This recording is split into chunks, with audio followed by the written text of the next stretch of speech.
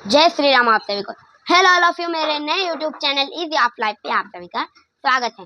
मैं फिर आ गया हूँ रोज नए स्टोरी लेके। हाँ गाइस, जिन्होंने मेरी वीडियो अभी तक सब्सक्राइब नहीं किया है वो जल्दी से जाकर सब्सक्राइब करो और ज्यादा से ज्यादा लोगों को शेयर करो।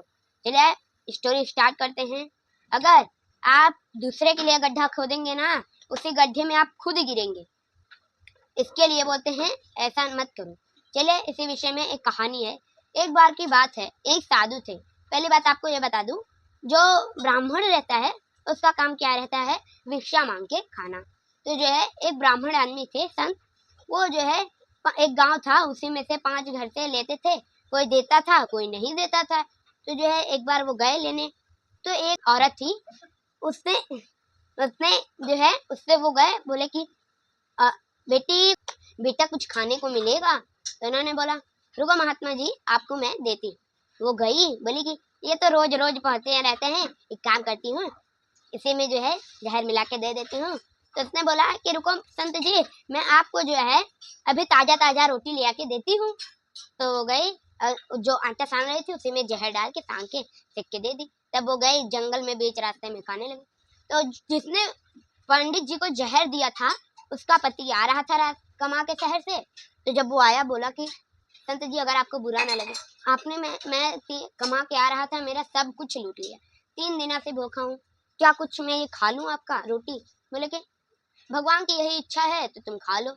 जैसे ही से तोड़ के खाया, उसके नाक से उल्टी होने लगी, मुंह से उल्टी होने लगी, और यहाँ से जो है मतलब वाइट वाइट ऐसे फेंकने लगा फेन।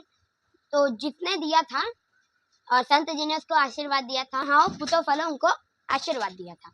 तो जब वो गए और खाने बैठे तो उसका पति आया, बोला कि कुछ दे दो, तो उसने दे दिया। तो गांव फिर संत गए दौड़ते दौड़ते, गांव में हल्ला हुआ, अरे क्या हुआ क्या हुआ? तब जिस औरत ने उनको जहर दिया था वो आई रोने लगी। तो गांव वालों ने पूछा कि क्या तुमने इसके अंदर जहर दिया था, कुछ डाला था मिक्स करके? बोले कि हाँ मैंने इसके अंदर जहर डाला था, क्योंकि जब मैंने सोचा कि देख ये रोज रोज पहुंचे रहते हैं मांगने, इनको जहर ही दे देते हूँ, मर जाएंगे, फिर कभी नहीं आएंगे। तो बोली बेटी अब ऐसा मत करना, जाओ मैं खुशल रहो। आपका जड़ी बूटी पीस के उनके नाक, जिसका जो पति था उसका, उसके नाक में डाल दिए जड़ी बूटी, और उसको उल्टी होने लगा। जो जहर का मात्रा जितना था सब निकल गया और उसको होश आ गई।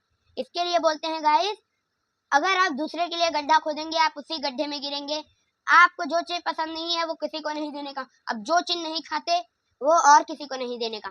1 मिनट का आप सभी को ये भी बता दूं, लोग ऐसे हैं गेरुआ वस्त्र धारण कर लिए और बोले कि अरे मैं संत हूँ, ये हूँ। इसके लिए संभल के दाम मुंह करें।